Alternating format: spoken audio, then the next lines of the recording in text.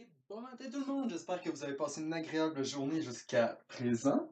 Aujourd'hui, ce qu'on va faire, c'est faire en sorte d'utiliser notre expérience qu'on s'était donnée à la fin des combats, mais pour vrai. On va vraiment l'utiliser, on va level up, puis c'est pas mal ça. Ça va mettre en place plusieurs systèmes qui vont nous permettre d'accorder des points de caractéristiques ou de sorts à notre personnage une fois qu'il level up. On va aussi faire en sorte de pouvoir l'enregistrer, entre guillemets, mais ça va se mettre en place un petit peu plus euh, au fil des vidéos, dans le fond. C'est un peu vers là que je m'enligne, pouvoir sauvegarder un personnage, des caractéristiques, puis pouvoir progresser dans le jeu un tout petit peu. Donc, c'est parti.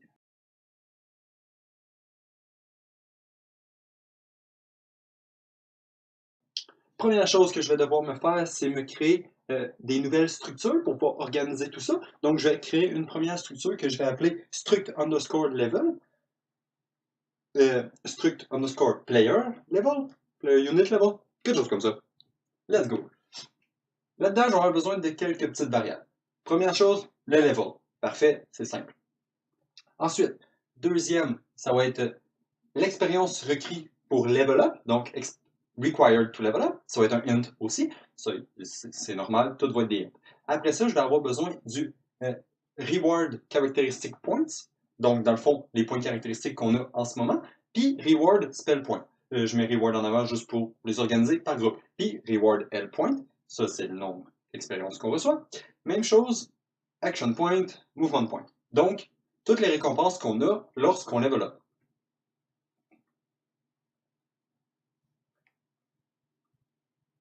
Ensuite, une autre structure que je vais avoir besoin, pas une structure, une data table, que je vais me baser sur cette structure-là. Dans le fond, ça va être pour organiser ces levels-là. Dans le fond, ma structure, c'était vraiment juste pour pouvoir la stocker dans une data table, puis écrire plein de données qui peuvent nous être utiles pour plusieurs levels. Donc, la façon que j'ai pensé faire ça, c'est vraiment comme genre tout contenir l'information du jeu au complet à l'intérieur de cette data table-là. Dans le fond, les levels, la progression, le nombre d'expériences requis pour monter de chaque niveau, le nombre de points que ça donne et tout. Fait on peut vraiment moduler l'expérience du joueur selon ce qu'on veut. Mettons, si on veut que le level 10 donne tel point, selon le level 50 donne beaucoup plus de points parce que pour X raison, c'était difficile à atteindre ou des choses comme ça. Puis l'expérience, bien ça, vous pouvez pouvoir varier la courbe de progression comme vous voulez. Donc, c'est ça. Là, j'ai juste 3 levels. Le niveau d'expérience requis, c'est 500, 2000, 4500. C'est des chiffres complètement au hasard. Puis les points de récompense, dans le fond, c'est pas vraiment important. Là. Un petit peu de vie, un petit peu d'action point, juste pour voir que ça fait une différence. Ensuite, dans mon player unit, ici, au moment où on load, dans le fond, dans le set current unix truc, dans le fond, c'est là qu'on met les statistiques de la unit, on va tout simplement commencer par faire en sorte que la unit elle ait au moins les caractéristiques données par son level up. Donc, on va getter un row dans notre nouvelle data table qu'on vient de se faire.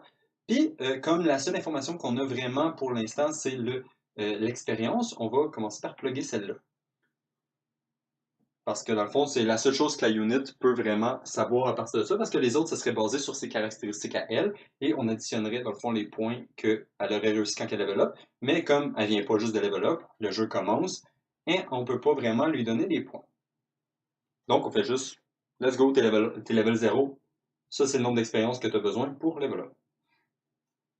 Juste pour être sûr que ça puisse fonctionner. Dans level graph, je vais juste me faire un petit peu plus d'espace, puis me créer un nouveau custom event. L'event, je vais l'appeler event underscore unit level. Dans le fond, ça va être elle qui va s'occuper d'incrémenter le niveau de la unit et de setter ses nouvelles statistiques et ses nouveaux points de compétence et tout. Lorsque la unit a reçu assez d'expérience. Donc, je vais getter ma structure de unit et je vais la breaker. À l'intérieur de cette structure-là, je vais prendre le level de la unit et je vais l'utiliser pour aller chercher un data table row. Donc, je vais getter un data table row en me basant sur le data table qu'on vient de créer. Et ensuite, je vais incrémenter le level de ma unit pour savoir si je trouve ma row dans la data table. Et en même temps, je vais aussi incrémenter le level de la unit dans ma structure pour être sûr que la unit aussi incrémente son level.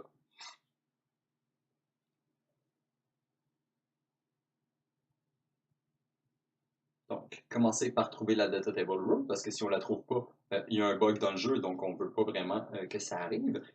Il faut que je convertisse mon int en string avant qu'Unreal le convertisse en name automatiquement, parce que c'est triste. Mais, bon, c'est une étape de plus à faire, c'est pas vrai. OK, donc, j'incrémente mon level, je regarde si je peux trouver la data table row associée à ce nouveau level-là. Si oui, on va pouvoir utiliser l'information de cette data table row-là pour setter les nouvelles informations de ma unit. Donc, le level, l'expérience requise pour level up, et, mais qu'on ait tous les points de setter aussi, on va pouvoir additionner tous les points de caractéristiques. Je ne les ai pas setés en ce moment, ça ne fera pas grand-chose, mais on peut le faire quand même. Donc, add point maximum, action point maximum, movement point maximum. On peut tout simplement utiliser les action points et les movement points qu'on a actuellement et additionner ceux de la row. Mais par contre, pour les spell points et les characteristic points, on n'a rien qui peut le faire pour l'instant. Donc, action point plus action point, mouvement point plus mouvement point et health point plus health point. Donc, maintenant, la unit devrait au moins, lorsqu'elle level up, gagner quelques health points et quelques trucs comme ça. Aussi bien aller rajouter les autres points de caractéristiques et de spell. Donc, tant qu'à faire le level, aussi bien le faire au complet. Donc, je vais rajouter deux nouvelles variables dans ma structure de caractéristiques de unit. Donc, available spell points et available characteristic points. Je ne vais pas les utiliser pour l'instant, mais au moins, ils vont être présents et on va pouvoir les utiliser dans le futur. Donc, même chose que pour les autres points, on va tout simplement prendre le nombre de points qu'elle a en ce moment et les additionner. On va juste les réorganiser dans ma structure juste pour être sûr que ça soit bien aligné.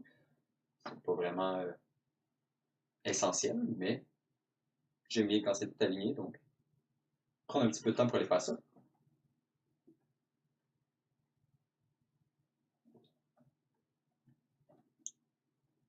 Et maintenant, on peut additionner les caractéristiques points et les spell points pour pouvoir les setter avec une nouvelle valeur selon les points attribués lors du level up. Donc voilà, on a maintenant une unit qui gagne des points, dans le fond des chiffres, c'est juste ça, une unit dont des chiffres augmentent lorsqu'elle augmente son level ou lorsqu'on appelle cette fonction-là. Donc, comment qu'on pourrait faire pour voir ça puis l'utiliser ça? Ce qu'on va pouvoir faire, c'est commencer par aller dans le pod, puis je vais juste faire en sorte de pouvoir réafficher la petite interface que j'avais faite. Dans le fond, c'est pas vraiment important pour vous d'avoir cette interface-là. Dans le fond, c'est juste pour avoir ma fenêtre que j'avais déjà créée dans le passé. Donc, c'est juste une caractéristique window avec des chiffres à l'intérieur. Vous pouvez faire ça n'importe comme vous voulez. Dans le fond, c'est juste des chiffres. Je vais aller copier le contenu de mes autres fonctions qui faisaient apparaître des choses à l'écran parce qu'on veut avoir la même logique. Donc, add child to canvas au lieu de l'ajouter directement au viewport. Comme ça ici, comme ça ici. Ensuite, il faut s'assurer que la visibilité soit cachée par défaut. Mais par contre, pour tester, pour voir si ça fonctionne, je vais le laisser comme ça pour l'instant, pour pouvoir le laisser visible pour pouvoir voir si mes tests fonctionnent. Je voulais voir dans le fond si j'avais besoin de setter les anchors ou les offsets aussi. Mais ça a l'air que j'ai vraiment obligé. Je m'attendais peut-être, peut-être pas, mais finalement, il faut bien le faire. Et voilà, en settant les anchors et les offsets comme qu'on faisait pour les autres, ça fonctionne comme avant, donc c'est parfait. Et aussi, faire en sorte que la fenêtre soit cachée par défaut. Là, je vais juste me faire une petite reroute node ici, juste pour pouvoir collapser tout ça facilement et que le execution pin extérieur de sortie soit déjà placé. Je vais juste collapser ça et appeler ça create characteristic window, character window, peu importe. Et voilà, maintenant je peux supprimer la reroute node et réaligner le tout à l'intérieur de la node collapsée. Bon, maintenant, tant qu'à être là, on va setter ça en variable, le promoter en variable, parce qu'après ça, si on veut l'afficher ou le cacher, il faut y avoir accès, dans le fond, en référence à notre widget. Donc, on va juste, comme les autres, le promoter en variable et tout devrait fonctionner. Je vais juste rattacher ça après la variable parce que c'est quelque chose que je préfère, mais ça ne change pas grand-chose. Et voilà. Donc maintenant, on a une variable qui contrôle notre fenêtre de caractéristiques. Je vais aussi me créer, dans le fond, me dupliquer un event pour toggle la visibilité comme les autres. Donc, on va l'appeler la même logique que les autres. Donc, event show characteristic window, character window. On va enlever les trucs qu'on n'a pas besoin parce que dans le fond, c'était utile seulement pour l'autre event.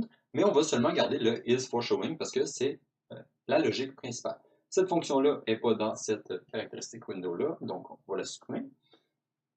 Et on va pouvoir setter la visibilité de la character window au lieu de l'autre window qu'on avait avant.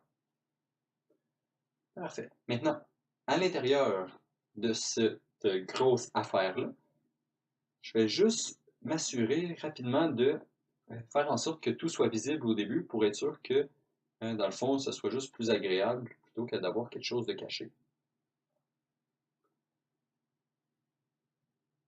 Et ensuite, on va tout simplement me créer un nouvel event pour affecter la fenêtre. Dans le fond, on veut mettre à jour les units une fois qu'on la met visible. Donc, c'est l'event qu'on va appeler en lui disant OK, on a demandé que tu sois visible, donc update tes caractéristiques. Donc, je vais l'appeler event update characteristic. Puis dans l'event tick,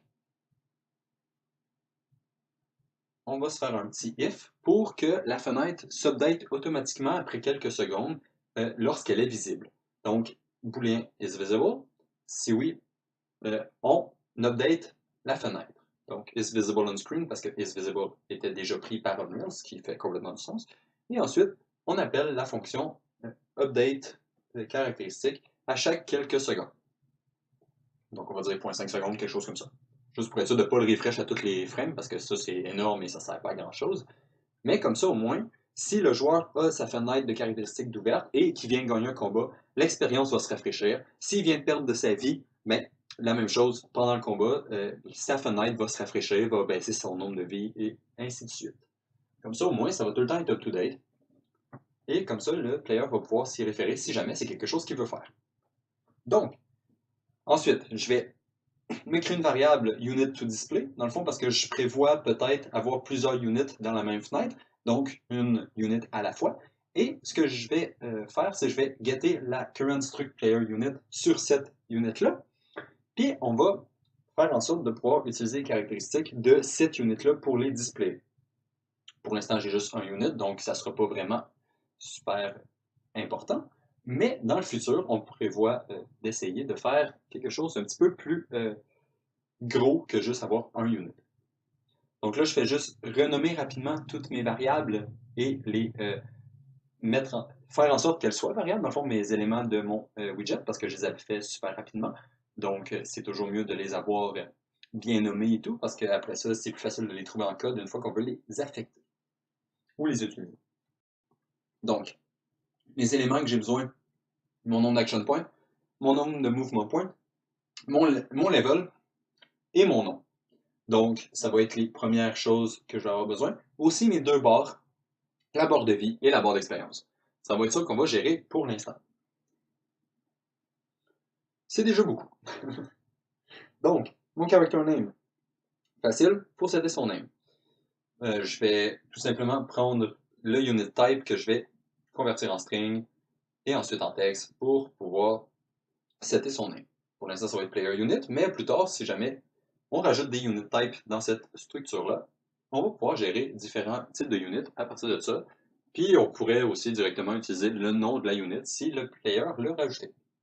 Ensuite, le level, on va tout simplement attacher le current level et on va setter le texte de text character level en utilisant le level. Même chose pour les action points. Donc, je vais remplacer ça ici. Au lieu de level, je vais mettre le premier chiffre d'action point.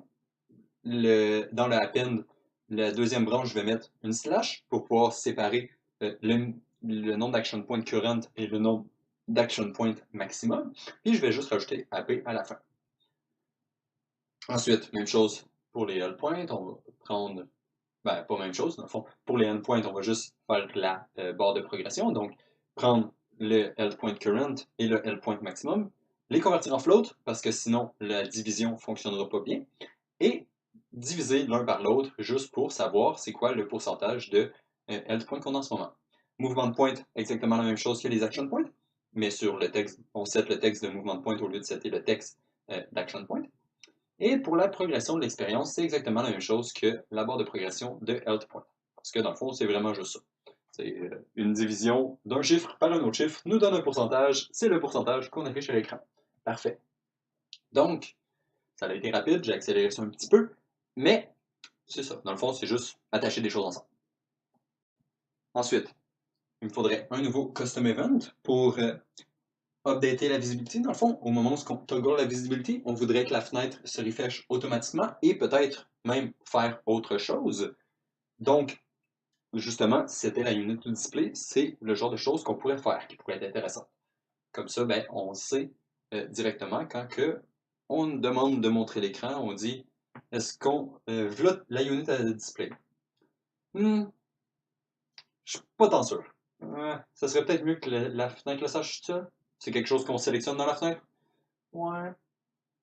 Hmm. Peut-être que je m'en vais la chercher directement dans le player?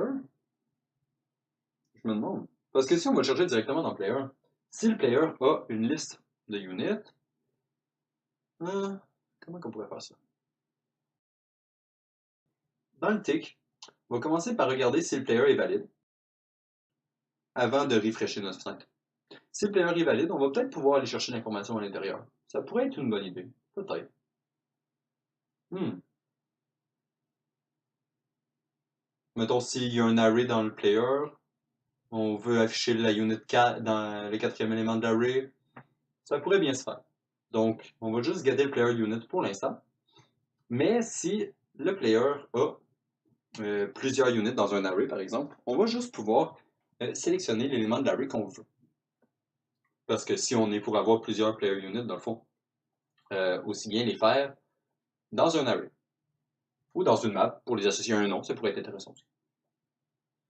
Donc, j'ai juste mis la variable de player controller éditable on spawn. Comme ça, on peut aller refresh la create node puis pouvoir l'assigner directement dans le HUD au moment où on le spawn.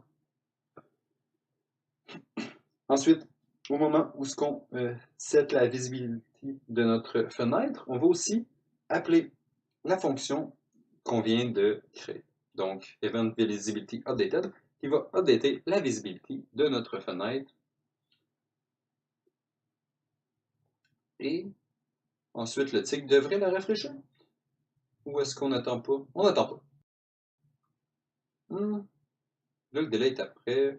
Je crois que ça ne marchera pas. On peut essayer ça comme ça. Je crois que le délai va peut-être causer problème. On va voir, on va voir. Si ça cause problème, on va le voir assez vite, de toute façon. Donc, maintenant, dans le player controller, il faudrait faire level up notre unit. Donc, et aussi avoir un bouton pour afficher la fenêtre. Première chose, très important. Donc, pour l'instant, je vais juste le mettre sur C, parce que caractéristique, caractère, yeah, parfait. Donc, input C, on get le HUD, pas ce HUD-là, on get le HUD qu'on a dans une variable, et on appelle notre fonction showCharacteristic Show character window. Pourquoi je dis caractéristique à chaque fois? Show character window. Parfait. Le is for showing, c'est simple. On va faire un toggle entre les deux. S'il était visible, ben en fait, si on appuie une fois, on l'affiche. Si on appuie une deuxième fois, on le cache. Donc voilà, quelque chose comme ça. Première fois qu'on va appuyer, ça va le lâcher. Deuxième fois, ça va le cacher. C'est pas la façon la plus idéale parce que ça se peut qu'on fasse en sorte que ça soit super rapide, mais bon, peu importe. OK, player unit, ça fonctionne. Son level, ça a l'air de fonctionner. Ses action points, ses movement points ont l'air de fonctionner. Ses health points ont l'air bien. Dans le fond, son expérience, on le sait pas encore, mais ça a l'air bien quand même. OK, donc là, si je me fais attaquer, est-ce que je perds la vie? Non, j'ai pas l'air de perdre la vie. OK, ça commence bien. La health bar ne se refresh pas. Parfait, l'expérience, elle. Si je tue un petit peu tout, on va cacher la fenêtre, tuer le dernier. Allez, bon. OK, l'expérience. OK, l'expérience a l'air de fonctionner. Donc, parfait. La health bar, elle, c'est étrange, ça n'a pas l'air de bien fonctionner. Donc, ici, dans notre character window, le délai, juste pour être sûr, je vais le mettre avant. Ouais. Parce que là, on regarde si le player est valide.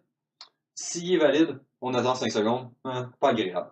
Ben, 0.5 secondes. Pas 5 secondes. Mais si jamais le player tombe invalide entre-temps, ça marche pas. Si jamais la visibilité est plus bonne, mettons, ça l'a changé, ça marche pas non plus, c'est étrange. Donc, pourquoi pourquoi que la barre de vie ne fonctionne pas? Est-ce que c'était juste à cause de ça? Non.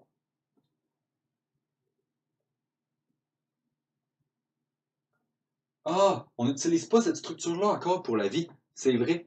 Notre vie est directement storée dans les caractéristiques, dans le fond, dans les variables de la unit. Elle n'est pas setée dans la structure. Donc, c'est pour ça que la vie ne fonctionne pas. Voilà. Même chose pour les action points et les mouvements de points. Parfait. Donc, il va falloir faire en sorte de pouvoir l'utiliser plus tard. Ce qui devrait arriver, non, pas trop long. OK. Maintenant, dans notre game mode, au moment où le combat se termine et qu'on veut montrer dans le fond, la fin du combat, l'écran de victory ou de défi, il faudrait peut-être donner l'expérience, ben regarder si la unit level up lorsqu'elle gagne de l'expérience. Ça serait un bon début.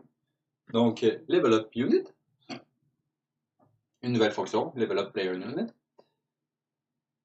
Ça va prendre une unit, une player unit, et de type BP unit, et ensuite, on va lui passer un booléen pour lui dire is level up, et aussi l'expérience requis.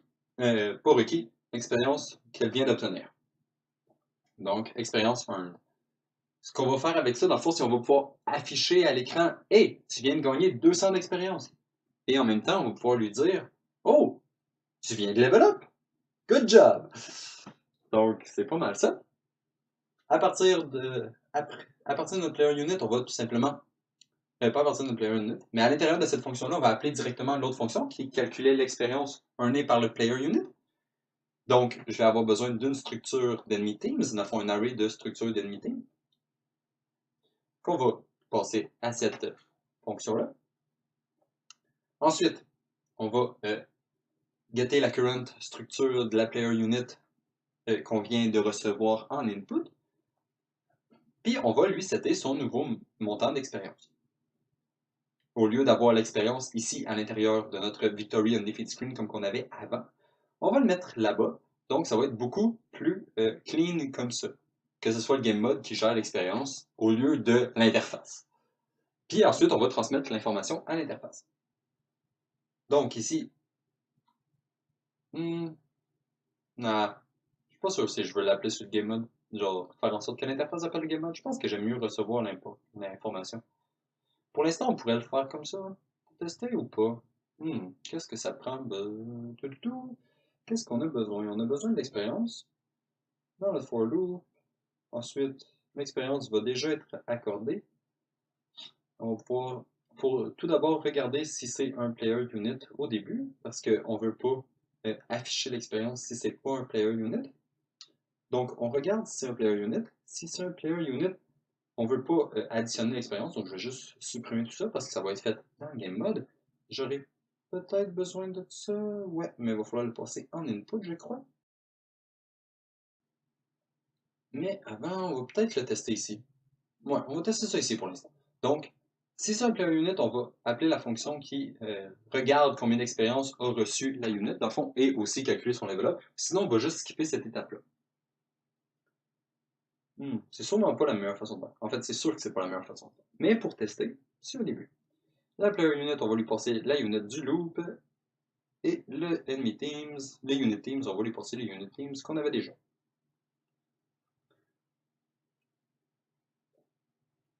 OK. Maintenant que c'est attaché et qu'au moins ce code-là va se faire appeler, on peut faire en sorte que au moins tester notre logique. Donc, l'expérience courante, le level current, l'expérience requise pour level up, je pense que c'est les trois variables qu'on va avoir besoin le plus. En fait, les seules qu'on va avoir besoin. Parce que les rewards de l'expérience sont déjà calculés ailleurs.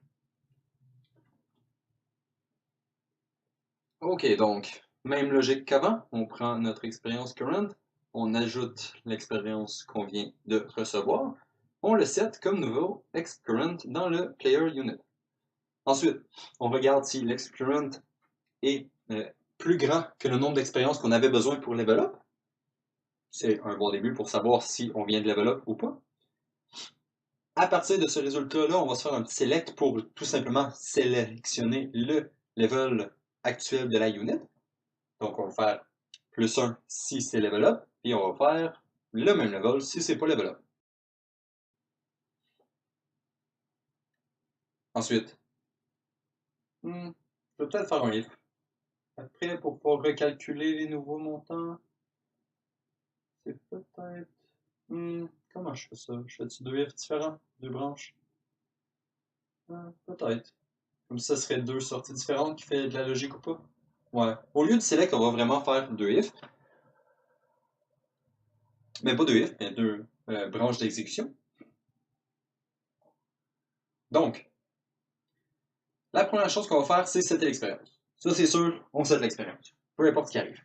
Ensuite, ce qu'on va pouvoir faire, c'est utiliser la nouvelle structure qu'on vient de setter, dans le fond, que le output pin que ça nous donne. On va pouvoir l'utiliser, rebreaker notre structure, puis calculer ce que la unit, si la unit vient de level up ou pas. Parce que dans le fond, on veut juste setter ça si jamais notre unit level up. On ne veut pas changer toutes les autres caractéristiques si jamais la unit ne level up pas. Donc, getter notre structure qui est maintenant modifiée.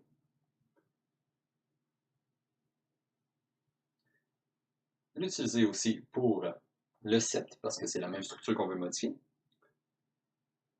Ensuite, on va faire un get DataTable row. Le DataTable row, ça va être tout simplement le level de la unit qu'on a en ce moment. Donc, le level current plus 1. Qu'on va pouvoir setter ça ici. Donc, maintenant qu'on a les informations associées à notre row de level up, on va pouvoir setter son nouveau level, parce qu'on ne l'a pas fait encore. On va pouvoir setter son nouveau level, ainsi que l'expérience requis par la unit pour level up.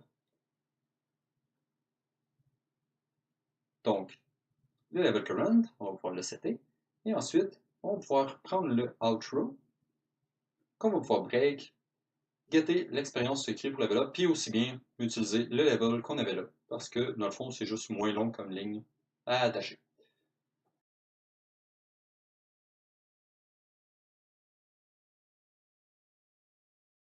Ici, une fois qu'on a regardé si la unit a level up ou pas, on va tout simplement appeler la fonction level up si jamais elle avait réussi à avoir assez d'expérience. Parce que dans le fond, la fonction, on l'avait déjà faite, donc aussi bien l'utiliser. Donc maintenant, si on va tester ça, on va voir si la unit level up une fois que son combat est terminé, parce que je crois qu'elle devrait avoir assez d'expérience pour level up. Si je peux cliquer sur la unit qui se cache. Ah! Il va vraiment falloir fixer ce bug-là un moment donné. Bon, ok, donc, player unit level 2, c'est bien. Plus de 204 points d'expérience, c'est bien. Ensuite, la barre d'expérience fonctionne, la barre de vie fonctionne. La barre de vie ne devrait pas fonctionner. Je crois qu'elle ne fonctionne pas. La barre de vie ne fonctionne pas. Parfait. Donc, level 2, si on tue ces trois units-là, plus 370, toujours pas level up. Maintenant, level 3, parfait, la unit vient de re-level up une autre fois. Donc, on peut voir que le système de level up fonctionne. Enfin, un petit peu. Mais là, par contre, c'est pas agréable de l'appeler directement dans l'interface. Je trouve pas ça super intéressant comme idée. Donc, à la place, ce que je vais faire, c'est que je vais prendre les inputs qui vont me permettre de setter les informations des units à partir de l'extérieur. Donc, ce que j'ai besoin, c'est d'un array d'units pour les units qui vont arriver, dans le fond, qu'il faut que j'affiche. Il faut aussi que j'ai un array d'expériences reçues pour pouvoir afficher l'expérience reçue par chacune des units, ainsi qu'un array de level up, dans le fond de booléen, pour qu'il me dise est-ce que cette unit-là a level up. Aussi simple que ça. Ensuite, je vais étirer ces deux pins-là et pouvoir faire des gets. Les gets, je vais tout simplement utiliser le même array index que j'utilise déjà dans mes units. Donc, c'est parfait. Et cette fonction-là, je n'aurai pas besoin de l'appeler. Puis les outputs, on va pouvoir utiliser directement les éléments que j'ai ici. ici, au lieu de looper dans mes teams, je vais tout simplement looper dans les arrays de unit directement. Comme ça, au moins, c'est sûr que les index vont toujours être alignés. Dans le fond, si on les ajoute dans les arrays tous en même temps, on sait que l'index 1 va tout le temps être associé à l'index 1 des autres arrays, sauf si vous les sortez ou des trucs comme ça. Donc, au lieu de passer les teams, on passe directement les units. Ensuite, on va aller à l'endroit où ce qu'on appelle cette fonction-là, dans le fond, cet event-là, ici, dans notre HUD. Donc, dans notre HUD, on va tout simplement s'assurer que les pins soient passés lorsqu'on appelle la fonction. Et on va aller à l'endroit où ce qu'on appelle cette fonction-là, dans le fond, par où que ça passe avant d'aller dans le HUD. Et par où que ça passe, c'est dans...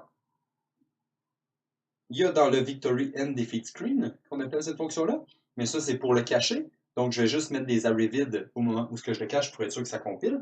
Et aussi, dans notre game mode, je crois. Dans notre game mode, ouais, c'est ça.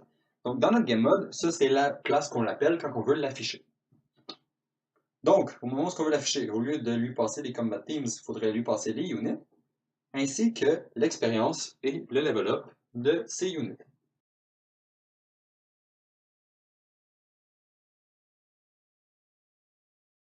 Donc, pour ça, ce que je vais faire, c'est que je vais prendre mes deux précédentes fonctions et les collapser en une troisième fonction qui va faire le calcul pour nous, qui va nous retourner les arrays qu'on a besoin. Ensuite, on va peut-être faire en sorte que ce soit juste une fonction au lieu de trois. On va regarder ça. Donc, je vais l'appeler distribute exp to player unit, qui va me ressortir trois outputs, dans le fond, les trois outputs que j'ai besoin dans mon event lorsque j'affiche l'interface.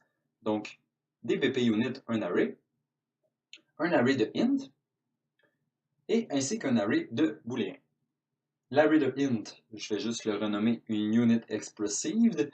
L'array d'unit va juste s'appeler units, et l'array de booléen va être units level up. Blablabla, attachés tous ensemble. Parfait. Maintenant, pour ce qui est de la logique de cette fonction-là,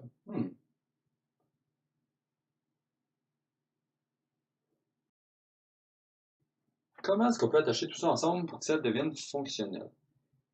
Première chose, je vais peut-être juste expand cette node-là. Ouais, on va commencer par expand la première fonction. Donc, déjà en partant, on va tomber à deux fonctions. Si on la laisse expand comme ça. Donc, on fait la logique de l'expérience. Donc, c'est déjà un bon début. Et ensuite, on va tout simplement refaire la logique de fin, je crois.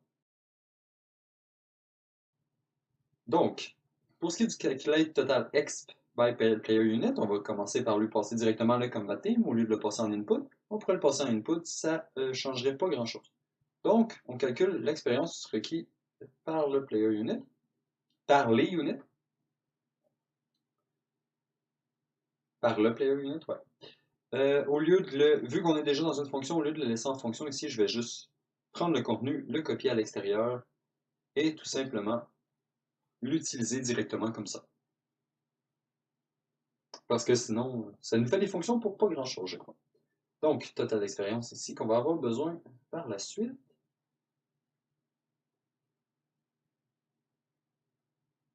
Donc, maintenant, on calcule le nombre d'expériences qu'on gagne lorsqu'on gagne ce combat-là. Donc, on fait juste calculer l'expérience donnée par tous les ennemis. Une fois qu'on a cette expérience donnée-là par tous les ennemis, ce qu'on va faire, c'est qu'on va tout simplement ajouter l'expérience à l'expérience de la unit.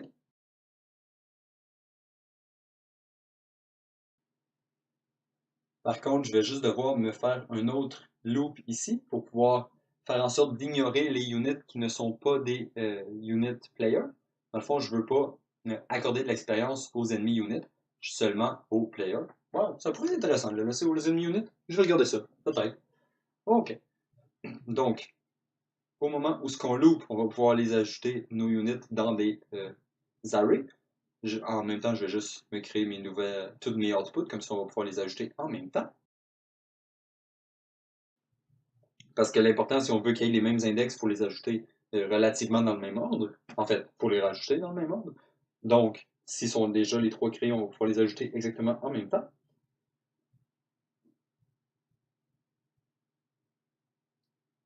Hmm, je me fais-tu une deuxième loupe juste pour les ajouter à mon armée? Ça serait triste. On va voir ce que ça va donner. Commencer par faire un add ici. Donc, on va commencer par ajouter mes ennemis comme ça rapidement. Add, add, add.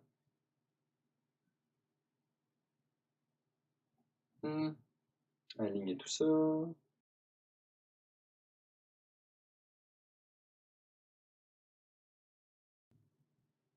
Ensuite, dupliquer le tout pour le mettre dans le player, parce que le player, c'est celui-là qui est le plus important. Donc, ajouter les informations du player.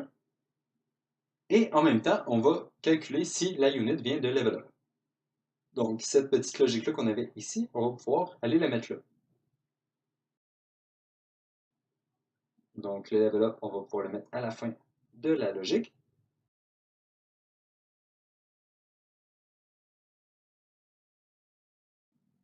Donc, on va prendre notre total d'expérience et on va l'additionner à notre expérience courante, comme qu'on faisait avant. Ensuite, on va setter le nouveau montant d'expérience et on va regarder si l'expérience actuelle est plus grand que le nombre d'expériences requis pour level up. Si c'est le cas, on va appeler l'event level up dans notre unit. Puis si c'est pas le cas, on va tout simplement ne pas l'appeler. Dans les deux cas, on va ajouter le résultat, dans le fond le booléen associé au level up ou non dans notre AE pour pouvoir l'afficher dans l'interface différemment si jamais c'est un level up. Et ensuite, on va juste pouvoir retourner tous nos résultats. Ici, notre target n'est pas bonne, on va juste la mettre sur notre unit actuelle. Et voilà. Donc là, on devrait potentiellement level up les units dans le game mode et ensuite envoyer l'information dans notre interface. Quoique non, j'ai oublié d'attacher tout ça, je crois, ouais. Donc on va juste aller appeler cette fonction-là. Donc, le distribute X in combat, on va pouvoir le supprimer, le calculate X aussi.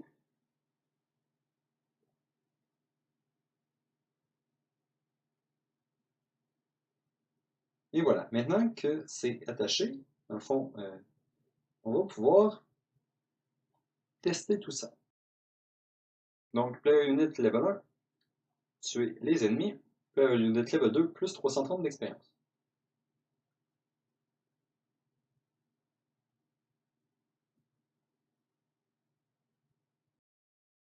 Ensuite, player unit level 2 encore, plus un autre 330.